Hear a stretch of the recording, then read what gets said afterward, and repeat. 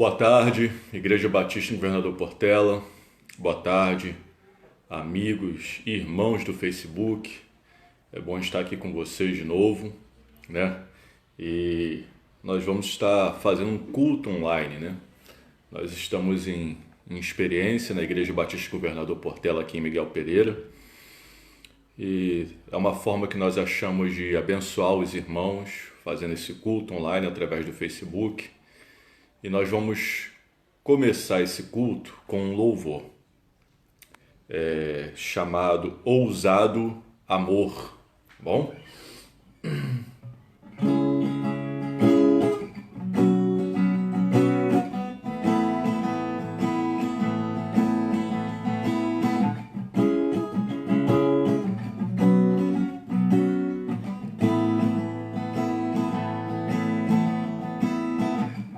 Antes de eu falar, tu cantavas sobre mim. Tu tens sido tão bom pra mim. Antes de eu respirar, sopraste tua vida em mim. Tu tens sido tão bom pra mim. Oh, impressionante, infinito, ousado amor de Deus. Oh, que deixa as 99 só pra me encontrar. Não posso comprá-lo, nem merecê-lo. Mesmo assim se entregou. Oh, impressionante, infinito, ousado amor de Deus.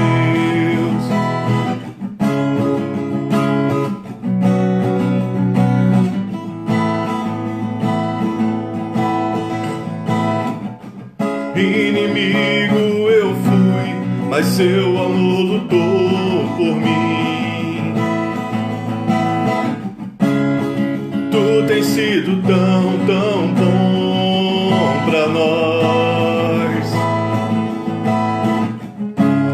Não tinha valor, mas tudo pagou por mim. Tu tens sido tão bom pra mim. Oh, impressionante, amor de Deus.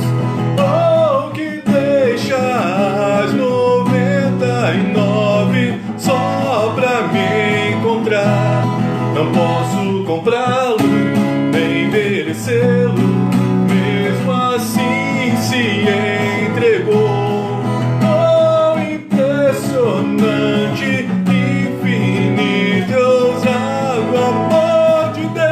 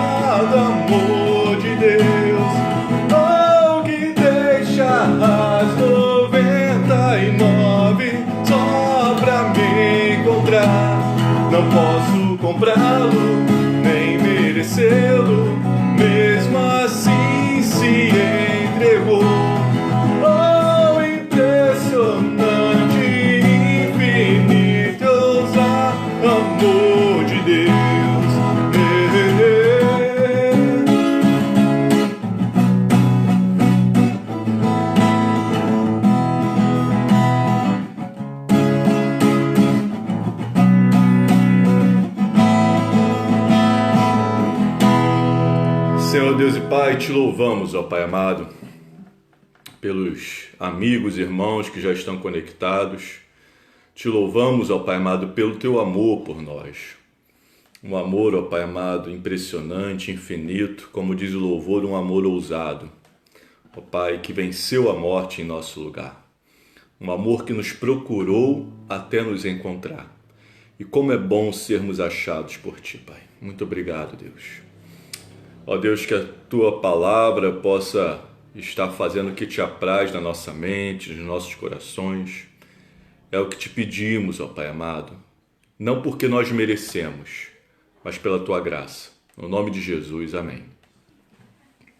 Bom, irmãos, é bom estar com vocês, né? Temos algumas pessoas aqui ao vivo. Que bom, graças a Deus. Eu queria refletir nesse momento com vocês. O título da mensagem é Respostas que nos fortalecem e nos encorajam. Respostas que Deus nos deu. Por quê? Porque nós estamos vivendo num momento de muitas incertezas, né? Muitas coisas assim que nós não sabemos como vão acontecer, como vai ser, né? Quando as coisas vão poder voltar ao normal, quando nós vamos poder nos reunir num local em que não tenhamos limitações, né? Poderemos nos reunir com mais pessoas. Muitas são as dúvidas que nós temos, muitas são as perguntas que não temos respostas no momento, né? Mas eu queria refletir com vocês, meus irmãos, algumas respostas que nós temos, né? E essas respostas vão produzir em nós uma confiança que nos ajudará a passarmos por essa crise de uma maneira mais leve e mais segura. Vai nos deixar assim mais corajosos para nós fazermos a vontade do nosso Pai aqui na Terra. Esse é o objetivo dessa mensagem. Nós vamos ler um texto da carta de Romanos. E a carta de Romanos, escrita pelo apóstolo Paulo, ela é uma carta singular, não só pelo seu destinatário. Paulo escreveu muitas cartas, né? Aqui sabemos só uma para Romanos, mas ela é singular também porque em Roma, esses cristãos que estavam em Roma, era uma igreja que Paulo não tinha implantado. Paulo não tinha começado aquela igreja. A igreja de Gálatas, Paulo começou, a igreja de Efésio, Paulo começou. E Paulo, ainda que não tenha começado algumas igrejas, ele passou e ali demonstrou alguns frutos, né? Coríntios é uma igreja que Paulo começou, a igreja na cidade de Coríntios. Paulo foi missionário pioneiro ali, mas em Roma não. Paulo não conhecia a igreja de Roma. E isso é algo que nos abençoou, sabe por quê? Porque muito da teologia, chamada teologia paulina, que é uma das teologias mais completas do Novo Testamento, uma das teologias mais completas na ligação do Antigo com o Novo Testamento, está nessa carta de Paulo aos Romanos.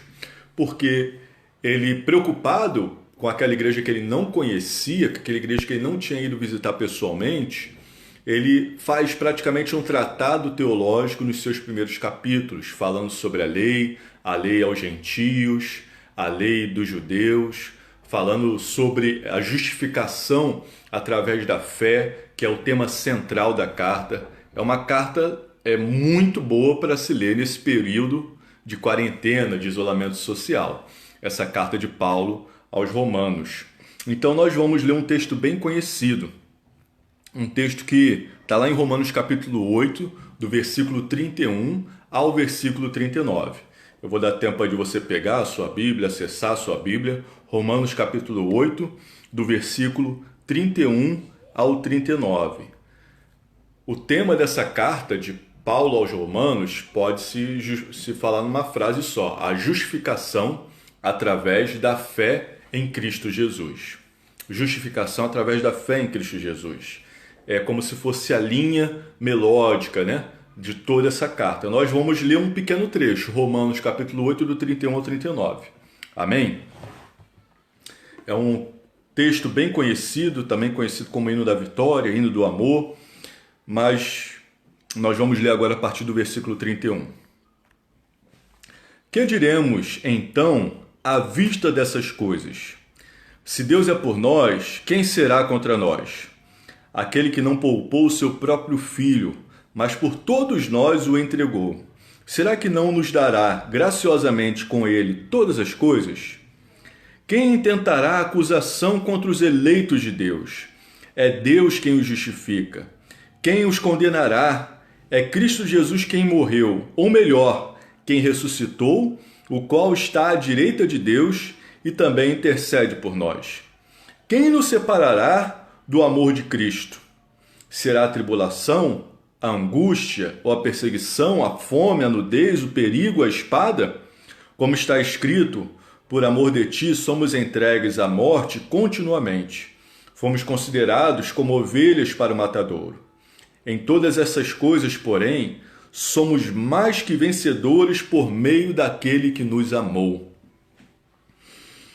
Porque estou bem certo de que nem a morte, nem a vida, nem os anjos, nem os principados, nem as coisas do presente, nem do futuro, nem os poderes, nem a altura, nem a profundidade, nem qualquer outra criatura poderá nos separar do amor de Deus que está em Cristo Jesus, nosso Senhor. Maravilhoso esse trecho da Escritura, né, irmãos? Muito lindo. Ele começa no versículo 31, falando: que diremos, pois, em vista destas coisas? Estas coisas que eu já comecei a falar com os irmãos. É todo o contexto anterior. É tudo que Paulo fundamentou. Paulo ele vem falando para os gentios, por exemplo, para os gentios que estão em Roma e também para os poucos judeus que estão em Roma, que a fé, Abraão creu quando ele ainda estava incircunciso. Quando ele creu, a fé lhe foi imputada por justiça. Ele estava incircunciso, depois ele circuncidou. Então, ele é o pai na fé, tanto dos incircuncisos quanto dos circuncisos. Essa carta de Romanos fala que a verdadeira circuncisão é a do coração. Então, é estas coisas. Que diremos, pois, estas coisas? Eu falei que o texto, a frase principal da carta de Romanos é a justificação pela fé em Cristo Jesus. Mas nós temos um tema no capítulo 8. Nós estamos no final do capítulo 8. São 39 versículos, nós lemos do 31 ao 39. O capítulo 8 ele tem um tema lindo demais, que significa vivendo no poder do Espírito. O capítulo 8 fala muito do Espírito Santo de Deus. E eu separei alguns trechos daqui do capítulo 8, de versículos que nós conhecemos, para a gente fundamentar estas coisas. Que diremos, pois, a estas coisas? É a primeira pergunta que é feita, e eu vou ler alguns versículos. Vou ler o versículo 1, o 2, o 9, o 13 e o 26. 1 e 2. Agora, pois, já não existe nenhuma condenação para os que estão em Cristo Jesus, porque a lei do Espírito da vida em Cristo Jesus livrou você da lei do pecado e da morte. Porque aquilo que a lei não podia fazer por causa da fraqueza da carne, isso Deus fez enviando o seu próprio Filho em semelhança de carne pecaminosa e no que diz respeito ao pecado. E assim Deus condenou o pecado na carne. Vamos ler o versículo 9 agora, irmãos, de capítulo 8. Vocês, porém, não estão na carne, mas no Espírito, se de fato o Espírito de Deus habita em vocês. E se alguém não tem o Espírito de Cristo, esse tal não é dele.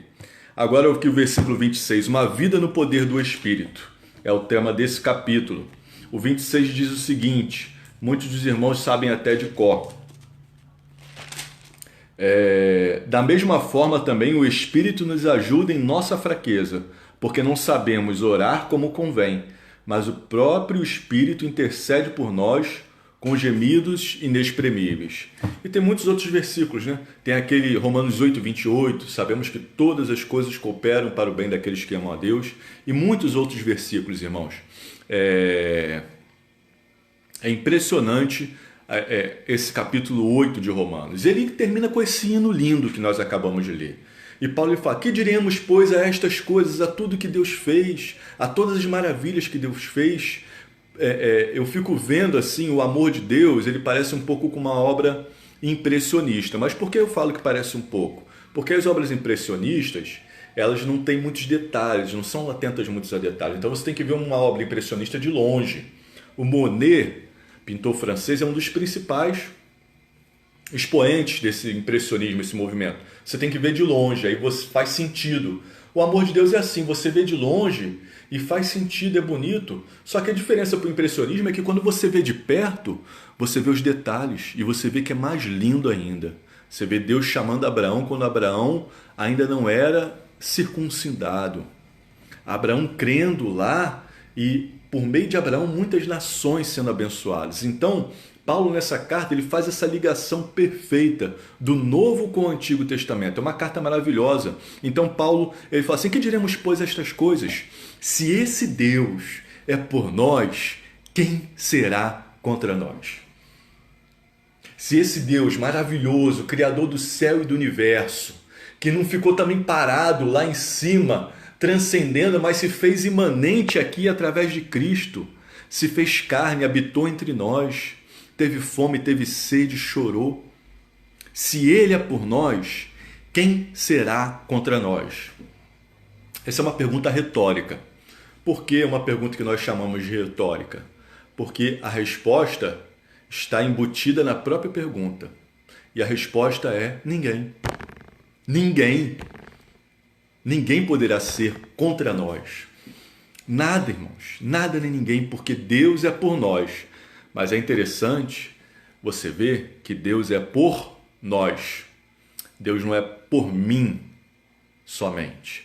Deus não é só pela minha família. Deus não é só pelos meus amigos. Deus não é só pela minha, de repente, a minha categoria profissional. Embora haja uma brincadeira, né? Às vezes a gente está no trabalho e a gente vê algo assim maravilhoso acontecer, né? Nos nossos erros, os bombeiros não são perfeitos, né? Nós tentamos fazer o nosso melhor. Mas às vezes acontece alguma coisa no nosso trabalho assim que a gente sente a ajuda de Deus. A gente sente que Deus nos ajuda no nosso trabalho. Então existe um ditado que fala que Deus ajuda as crianças e os bêbados, né? Porque as crianças também são assim, arteiras, e às vezes Deus protege elas de uma maneira.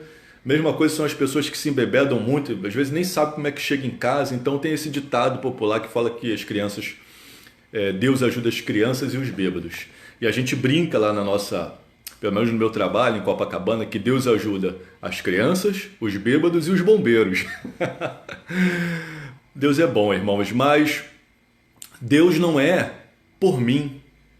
Deus é por nós. Quem será contra nós? Quem são esses? Nós. Essa é uma pergunta interessante que salta no texto.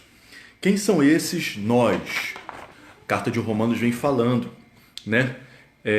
Nós somos nós que fomos justificados pela fé em Cristo Jesus e vivemos no poder do Espírito. Quando nós cremos no Evangelho da nossa salvação, o Espírito Santo, ele entra no nosso interior e a vida que a gente vive agora não é mais uma vida comum. É uma vida no poder do Espírito Santo. Esse é o fio condutor desse capítulo 8 de Romanos. Uma vida no poder do Espírito Santo. E se encerra com esse lindo hino. Então, se Deus será por nós, quem será contra nós? Essa é a primeira resposta que eu queria te dar. Ninguém será contra nós. Ninguém. Ninguém pode nada contra nós.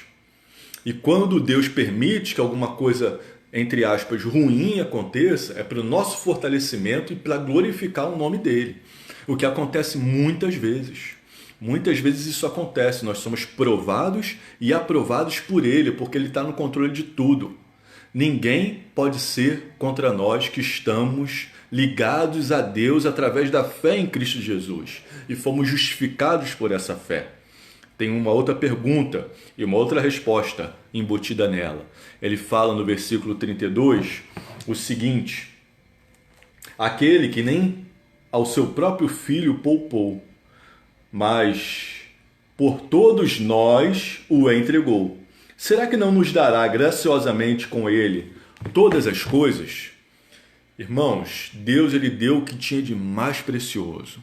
O seu filho unigênito, o único gerado dele, seu filho amado, seu filho perfeito, deu em nosso lugar. Então o apóstolo Paulo fala: não nos dará graciosamente com ele todas as coisas? Essa é uma outra resposta que eu queria que te encorajasse, que te fortalecesse. Ele pode te dar todas as coisas que você precisa para ter uma vida feliz. E Ele preparou um novo céu e uma nova terra, porque o apóstolo Paulo mesmo fala que se nós esperamos em Cristo somente nessa vida, nós somos os mais miseráveis dos homens. Ou seja, Paulo não está falando só dessa vida, está falando muito mais da próxima vida, né? Que nós teremos tudo que nós imaginamos e muito mais. Se Ele deu o seu próprio Filho por nós, como não nos dará também todas as outras coisas que nós precisamos? Essa é uma outra promessa, é uma outra resposta que Deus te dá para que você tenha segurança nele. O melhor Ele já te deu. Ele vai te dar outras coisas muito boas ainda, porque Ele é o seu Deus. Ele é por você. Então nós temos aqui já duas respostas, né, que nos motivam. Outra coisa aqui que é feita, eu queria falar um pouco, irmãos, dessa perfeição de Jesus. Porque esse Deus, Ele nos deu um Filho perfeito, que veio em aparência de carne, Ele era carne, mas pela carne Ele derrotou o poder da carne. E por isso hoje nós podemos viver pelo Espírito. Você vê um exemplo simples, o batismo do cristão. Ele é um batismo que significa que nós nos arrependemos dos nossos feitos, dos nossos pecados, nos arrependemos da rebelião contra Deus e agora nós cremos em Jesus Cristo. Nós cremos no Rei dos Reis, no Senhor dos Senhores, entregamos nossa vida a Ele.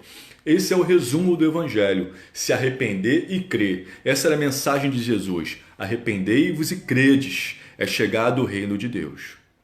Ou seja, nós estávamos no império das trevas e agora fomos transportados para o reino do Filho amado, para o Senhor Jesus Cristo. Quando a gente entra nesse reino, nós nos batizamos. O batismo simboliza algo que já aconteceu aqui dentro. Quando o Espírito entra em nós, ele nos regenera.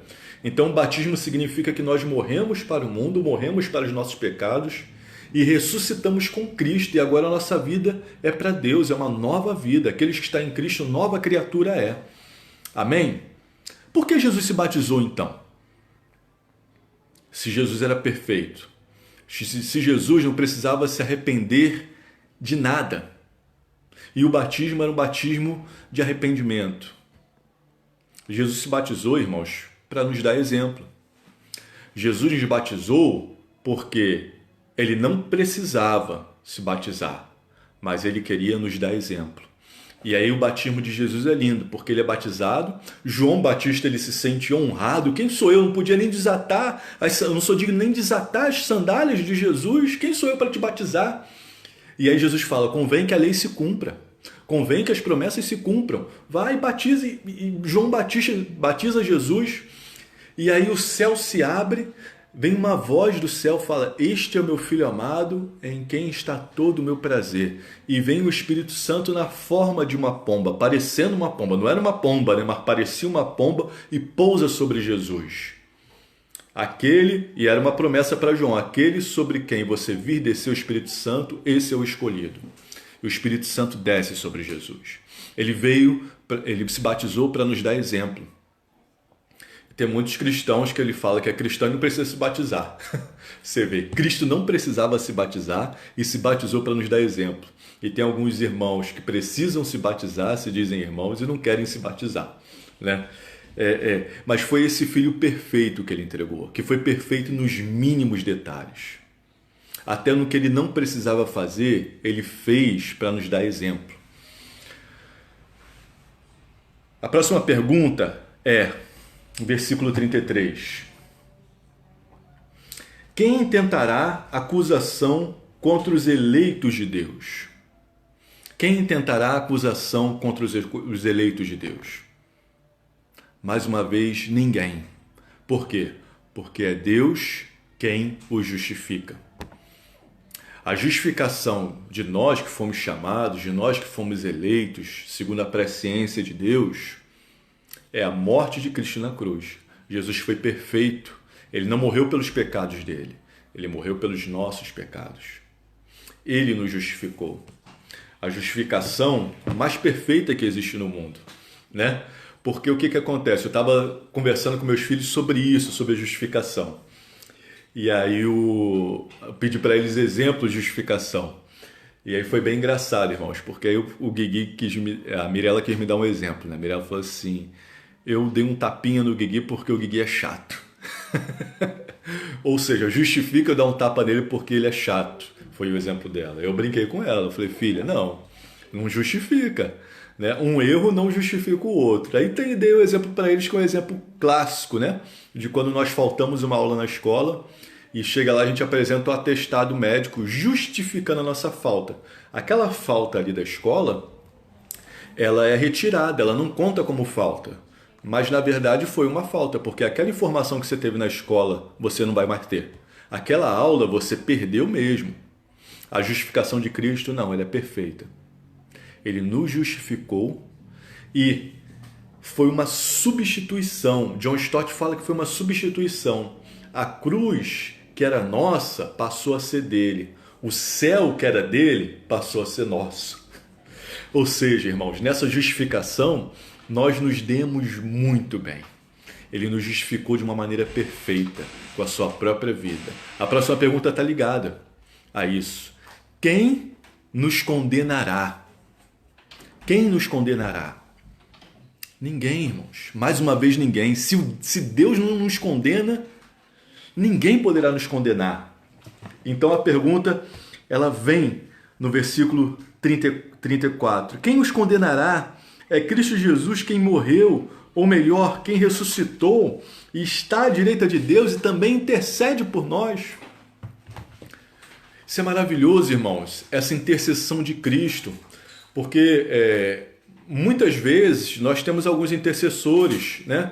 A gente pede para alguém pedir algo para alguém porque é mais próximo, porque é mais conhecido. Se de repente você quer um favor, de repente, de uma pessoa que você não tem muita intimidade, você pede para alguém que tenha mais intimidade, né?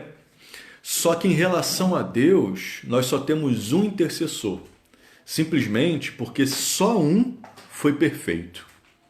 E além de ter sido perfeito, ele morreu em nosso lugar. Ele pagou o preço. Não só morreu, mas o texto diz, ou melhor, ressuscitou, está à direita do Pai e intercede por nós. Ou seja, irmãos, ele está vivo até hoje, ele venceu a morte. Por isso, Atos capítulo 4, versículo 12, diz o seguinte... Olha o que diz Atos 4,12. Não há salvação em nenhum outro, porque debaixo do céu não existe nenhum outro nome dado entre os homens pelo qual importa que sejamos salvos. Por isso que a salvação está somente em Cristo Jesus, porque Ele sabe o caminho. Se nós seguimos a Cristo Jesus e cremos em Cristo Jesus, nós venceremos a morte como Ele venceu. Ou seja, irmãos, nós chegamos aqui agora... Há algumas respostas. A primeira resposta é: ninguém pode ser contra nós. Se Deus é por nós, quem será contra nós? Ninguém pode ser contra nós. A segunda resposta: aquele que nem mesmo... A segunda pergunta, me perdoem. Aquele que nem mesmo seu próprio filho poupou, como não nos dará com ele juntamente todas as coisas? Deus está cuidando de nós e não vai deixar nada faltar. Essa é a segunda resposta. Terceira, quem intentará acusação contra os eleitos de Deus? Mais uma vez, ninguém, porque foi Deus que nos justificou. Quarta, quem os condenará? Mais uma vez, ninguém, porque Jesus morreu no nosso lugar. Isso não é lindo? Essas respostas não nos encorajam, essas respostas não nos trazem força. De repente você já sabia disso, mas nesse momento de crise é interessante a gente trazer à memória aquilo que nos dá esperança, a gente trazer à memória aquilo que nos alegra, aquilo que nos conforta. E agora a última pergunta, que temos a resposta, creio eu, a mais maravilhosa, né? A cereja do bolo desse texto, né? Que é: quem poderá nos separar do amor de Deus? Antes de eu ir para isso, me perdoem que eu esqueci aqui alguma coisa, um exemplo de acusação e condenação. Eu tenho um recado aqui importante que eu anotei para dar para você se você está afastado da igreja. Olha como é que não é bom estarmos afastados da comunhão com os nossos irmãos e também de Deus.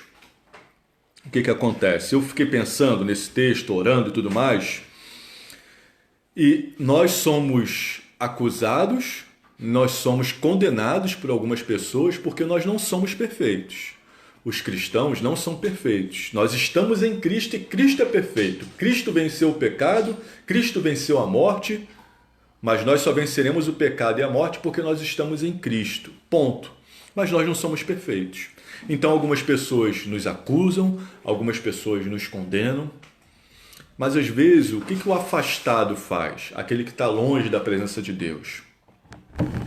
E eu quero te encorajar para você não deixar essa comunhão, para você não continuar afastado. E depois desse período de quarentena, vá à igreja, procure uma comunidade para que você possa servir a Deus com seus irmãos. Olha que perigo. Os erros são humanos, mas o perdoar é divino. Então, se alguém tem alguma queixa contra o irmão, se afastou porque alguém cometeu algum pecado, se você perdoar, você vai chegar mais perto de Deus. Mas se você não perdoar, olha aqui o que acontece. O afastado, ele acusa a igreja, muitas vezes ele acusa a igreja, acusa os irmãos, acusa o pastor, acusa a liderança, ele acusa. Mas quem intentará acusação contra os eleitos de Deus? É certo que nós não podemos viver em erro, é certo que nós temos que pedir perdão, os líderes têm que ser humildes também, os líderes erram, nós deveríamos pedir às vezes mais perdão às nossas ovelhas pelos nossos erros. Mas não vou sair do assunto aqui, deixa eu voltar. E ele condena a igreja e a comunidade, às vezes até a família, a privar da sua presença. Essa é a condenação. Ele acusa, ele fala assim, a igreja não é boa o bastante. E a condenação que ele faz é, eu não vou mais dar a minha presença para a igreja, eu não vou mais para a igreja. Muitas vezes a mentalidade do afastado gira nesse torno e olha como é perigoso. Porque quem tentará acusação? Quem condenará? Ninguém. Quando você tem esse pensamento, esse sentimento, essa ação, você está se tornando um ninguém. Você está se tornando ninguém para a igreja, você está se tornando ninguém para Deus. Porque não há acusação, não há condenação. Então tira essas acusações, essa condenação da sua cabeça. Isso vai te fazer bem, isso vai te levar para mais perto de Deus. Está vendo como é maravilhoso? Como a palavra de Deus é maravilhosa? Você poderá estar se tornando ninguém, pelo simples fato de, com isso, estar longe do grande eu sou. Então, volte para a sua comunidade de fé, volte a ter comunhão com seus irmãos. E agora a última pergunta, que quase que eu pulo, né? A última pergunta, que eu acho que tem a mais maravilhosa resposta. Quem nos separará do amor de Deus? A tribulação, a angústia, a perseguição, a fome, a nudez, o perigo, a espada. E agora eu começo a colocar elementos aqui. O Covid-19, a crise financeira, o isolamento social, um político que eu não gosto, um político corrupto. Quem poderá nos separar do amor de Deus? Ninguém. Porque o amor de Deus está em Cristo Jesus. Nada pode nos separar do amor de Deus, irmãos. E isso é maravilhoso demais. Esse texto é muito maravilhoso, né? E aqui o texto ele continua no versículo 35 e fala o seguinte: como está escrito, por amor de ti somos entregues à morte continuamente, fomos considerados como ovelhas para o matadouro. Eu assisti uma live essa semana, uma live dos pastores batistas cariocas, uma live muito boa, tá lá no YouTube, se você quiser assistir ela também, falando sobre o problema do mal. Né? Então a gente tinha lá o Luiz Saião, o Lourenço Estélio Rega, nós tínhamos o pastor Walter Júnior, nós tínhamos o Novaes e nós tínhamos o pastor Rogério Rezende mediando esse debate. Foi um debate muito bom. E o pastor Walter Júnior contou o exemplo de um pastor dele, da Primeira Igreja Batista de Mesquita, que diante de um sepultamento de um cristão, ele falou assim: ele parou de morrer hoje. Ele parou de morrer hoje. Isso corrobora muito com esse texto, irmãos, porque esse texto fala que nós somos entregues à morte todos os dias. Nós cristãos sabemos que fora se Jesus voltar e nosso corpo for transformado, iremos morrer. E essa morte se dá todo dia, porque todo dia nós matamos a nossa natureza pecaminosa, todo dia nós matamos o pecado que é em nós, todo dia nós nos entregamos a Cristo. Assim como Cristo, nós somos entregues à morte todo dia, mas um dia a gente vai parar de morrer. Por isso que Eclesiastes capítulo 7, versículo 8, Salomão fala que há mais sabedoria na casa do luto do que na casa do nascimento. De repente, ele profeticamente antevia esse fato, que a morte será uma serva do cristão. Porque nós vencemos a morte, e a morte ela só nos aproxima mais de Deus. Isso é maravilhoso, não é? Então é o que está falando aqui. Nada pode nos separar do amor de Deus, que está em Cristo Jesus. E esse amor, ele supera a morte. A morte, que de repente significa um afastamento total de Deus, hoje em dia, para o cristão, ela significa um encontro pleno com Deus. Isso é maravilhoso, irmãos, porque nada pode nos separar do amor de Deus que está em Cristo Jesus. Só que eu comecei essa mensagem falando do nós. Quem somos esse nós? Se Deus é por nós, quem será contra nós? Nós somos aqueles que cremos em Jesus Cristo, depositamos a nossa fé em Jesus Cristo e pela fé nós somos justificados, não pelas nossas boas obras, mas porque nós cremos na obra de Deus através de Cristo Jesus. As nossas boas obras não salvam, a nossa religião não salva, a boa impressão que as pessoas têm de nós não salva, a quantidade de seguidores que nós temos no Instagram, no Facebook não salva, a quantidade de curtidas que nós temos na nossa publicação não salva.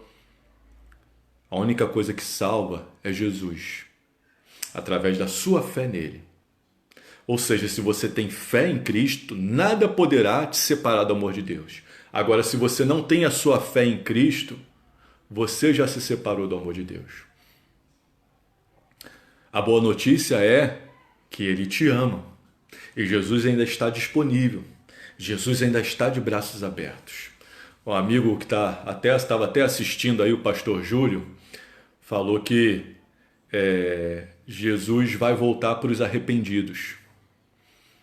Ou seja, Jesus vai voltar para os arrependidos.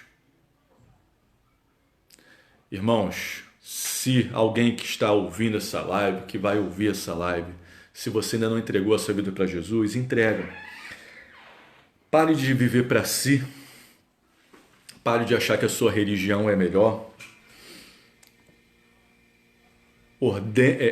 Seja com Cristo. Olha o que diz aqui o texto. Eu vou ler a partir do versículo 35 ininterruptamente, até o versículo 39. Quem nos separará do amor de Cristo? Será a tribulação, a angústia, a perseguição, a fome, a nudez, o perigo, a espada? Como está escrito, por amor de ti somos entregues à morte continuamente, fomos considerados como ovelhas para o matadouro. Em todas essas coisas, porém, somos mais que vencedores por meio daquele que nos amou. Porque estou bem certo de que nem a morte, nem a vida, nem os anjos, nem os principados, nem as coisas do presente, nem do futuro, nem os poderes, nem a altura, nem a profundidade, nem qualquer outra criatura poderá nos separar do amor de Deus que está em Cristo Jesus, nosso Senhor. O texto fala do nós de novo. Aqueles que têm Jesus como Senhor. Obedeça a Jesus, se arrependa, creia, seja batizado, tenha uma nova vida em que Jesus vai ser o seu Senhor. Se Jesus for o seu Senhor, nada vai poder te separar do amor de Deus que está em Cristo Jesus. Essa é a mensagem final que essa carta traz. Às vezes, a gente se acha uma pessoa muito boa. Pastor Álvaro Trindade, pastor do seminário, ele contava a história de um vizinho que se comparava a um outro vizinho. Falou assim: eu ir para a igreja para ser igual a ele, eu sou bem melhor que ele. E de repente você é bem melhor do que uma pessoa que vai para a igreja. Você se acha bom. Só que para entrar no céu só se entra em duas situações. Ou você só se entra em duas situações. Ou você é tão bom quanto Jesus, ou você é tão perfeito quanto Jesus, ou você precisa de Jesus. Se você não é tão perfeito quanto Jesus, você precisa de Jesus. E como até hoje na história da humanidade não encontramos ninguém tão perfeito como Jesus, eu creio que você precisa de Jesus para ter acesso ao amor de Deus. Porque Deus te ama e quer te levar para morar com Ele, a eternidade. Um lugar onde não haverá choro, onde não haverá tristeza, onde tudo de bom que nós nem imaginamos estará lá. Deus preparou para os que o amam.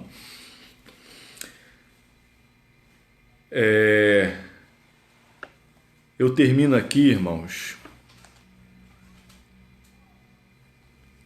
Eu termino aqui com o objetivo de que essa mensagem te deixe mais confiante e mais corajoso para enfrentar essa crise que só está começando. Infelizmente, temos que ser realistas.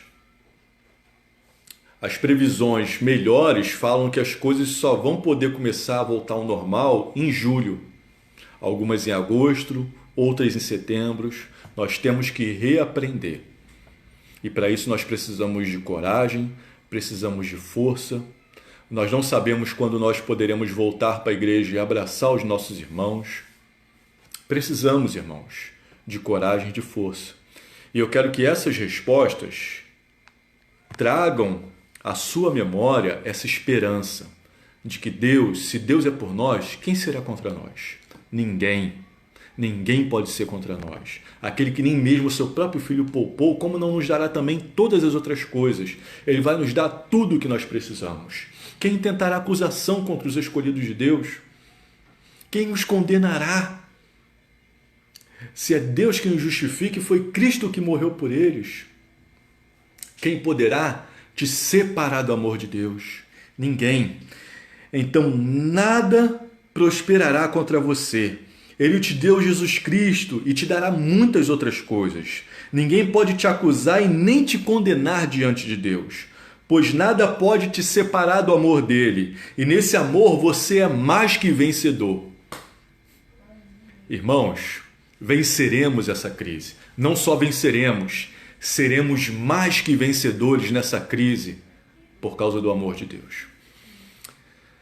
Era assim que eu queria te encorajar nessa tarde, indo para a noite, né? Eu queria encerrar essa mensagem com um louvor chamado No Poder do Teu Amor.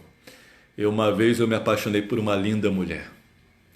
E a cada dia ela continua mais linda. Eu vou convidar ela para vir aqui cantar com a gente, tá bom, irmãos? A canção se chama No Poder do Teu Amor, do Ministério Diante do Trono, Lagoinha. Nós vamos estar cantando e orando. Amém?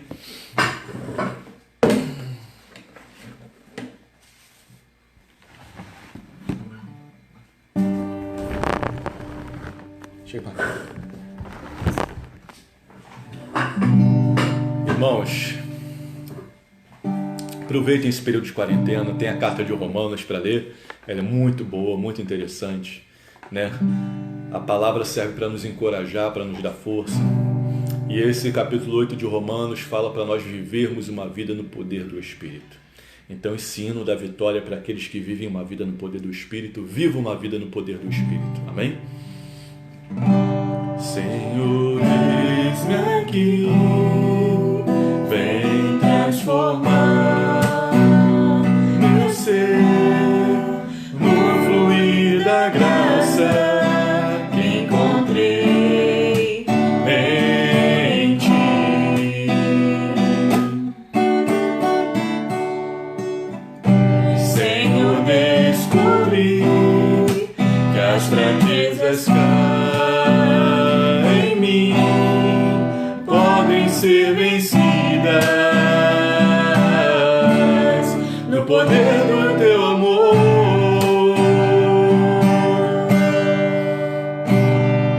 Junto a ti, teu amor me envolve,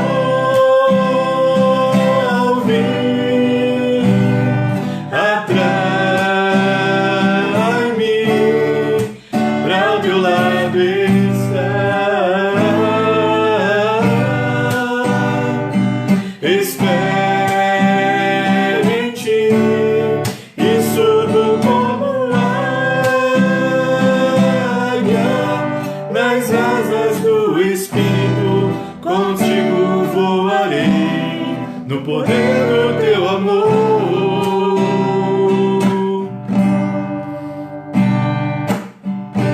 Face a face, quero ver-te, e conhecer o amor que habita em mim.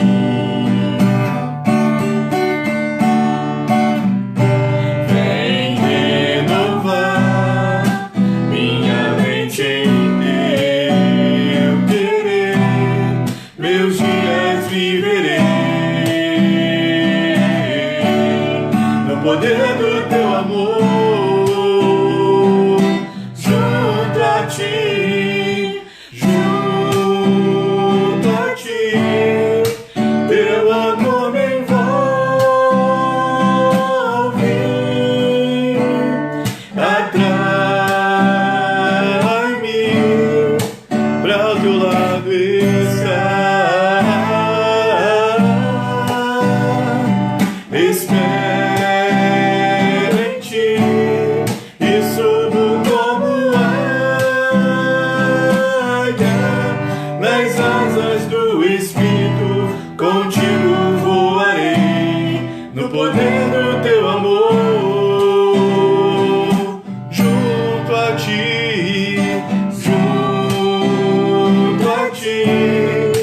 teu amor me envolve,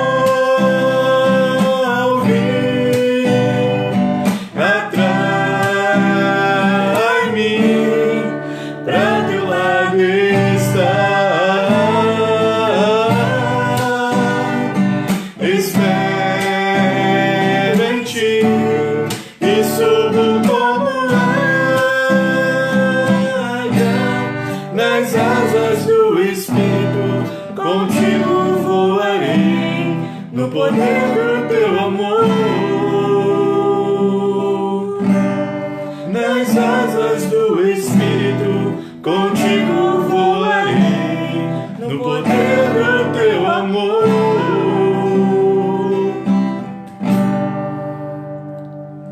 Agradecemos a Deus pela sua vida que participou conosco dessa live, né? Muito bom ter você aqui. Nós queríamos encerrar com uma oração. Que essas respostas te encham de força, porque você será mais que vencedor ao final dessa crise. Amém? Senhor Deus e Pai, obrigado, Senhor Deus, pela Tua palavra que nos dá tantas certezas. Nesse mundo de incertezas, nesse mundo de questões sem respostas, ó Pai, a Tua palavra nos dá as certezas mais lindas. A primeira é que o Senhor nos ama, Senhor Deus, de uma maneira sobrenatural, de uma maneira maravilhosa. Por isso, se o Senhor é por nós, ninguém pode ser contra nós. O Senhor nos deu o seu Filho precioso, como não nos dará também todas as outras coisas, ó Pai? Ninguém pode, Senhor Deus, nos acusar, ninguém pode nos condenar, porque o Senhor nos justifica e entregou o seu Filho para morrer em nosso lugar. E ninguém, nem nada pode nos separar do teu amor, Senhor Deus. Nada nesse mundo, nem o presente, nem o futuro, nem a morte, nem a vida, nada, Pai. Ó Deus, muito obrigado, Senhor Deus, porque nós podemos, Senhor Deus, viver no poder do teu amor, Pai. Muito obrigado, Pai, no nome de Jesus. Deus te abençoe, tá? Muito bom ter você aqui conosco. Até a próxima, se Deus permitir. Paz.